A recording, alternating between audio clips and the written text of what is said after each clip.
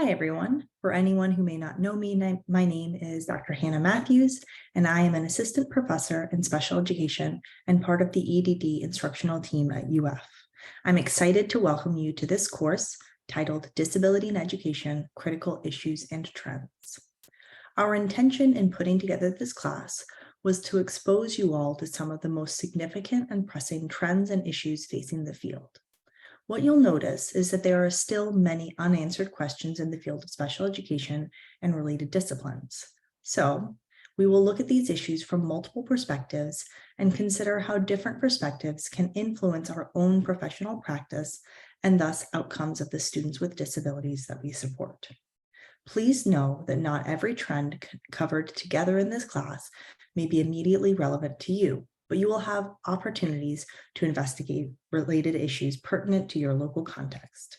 In this way, you'll want to be mindful of a problem of practice in your local setting, starting with the problem you investigated and considered last semester, and pay close attention to how that problem is situated in some of these broader trends.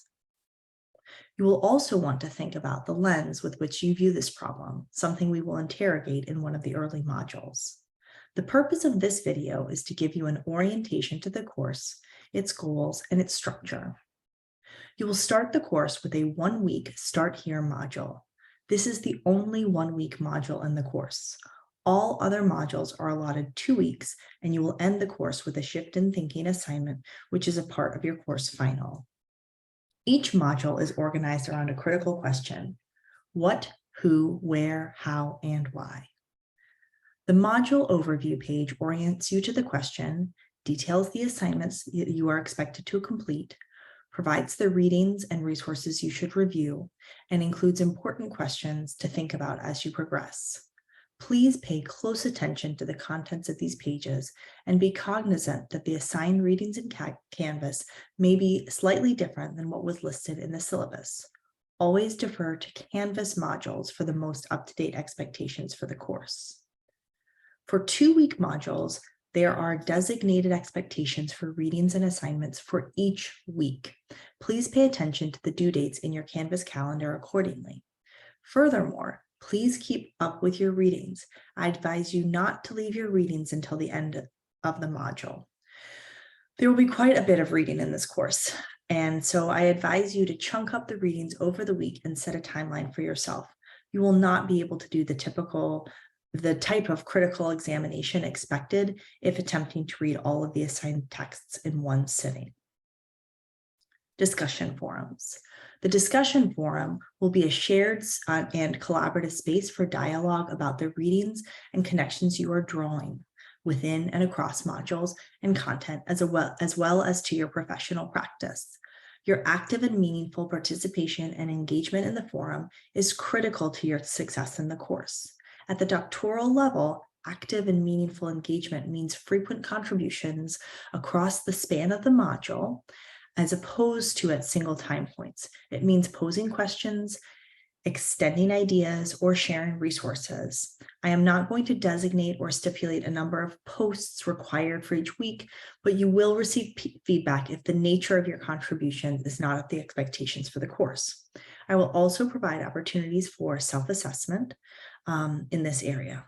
You will note that there are 2 assignments for each discussion. The first is a reminder to submit your initial post. You'll do this in the discussion forum. The assignment is just a reminder so that a due date for the initial post populates on your Canvas calendar. After your initial post, you are expected to continue to engage with your peers' posts. This is what I will grade. Pay attention to the guiding questions provided for each module to help steer the conversation. Feel free to also include murky points and wonderings about any of the texts in order to collaboratively make sense of content you are feeling unsure about. These forums are a great place to learn about how others viewed a particular text or argument posed by the authors. Also, after Module 1, I will break you all into small groups to allow for richer, more focused discussions. Synchronous sessions. As you may have noticed in the syllabus, we will have several synchronous sessions at designated time periods. Sometimes these will be group sessions with the goal of fostering discussion about the content, and others may be one-on-one with the instructor to discuss your specific assignments or context. Please complete the course when to meet to ascertain your availability. My goal is not for these sessions to become a barrier to you, but instead as an additional means of engagement and community building among our group. After each session, you will submit a short reflective takeaway statement to document your attendance and show your thinking as it relates to these meetings. Timeliness of assignments. You are all working professionals with lives outside of this course.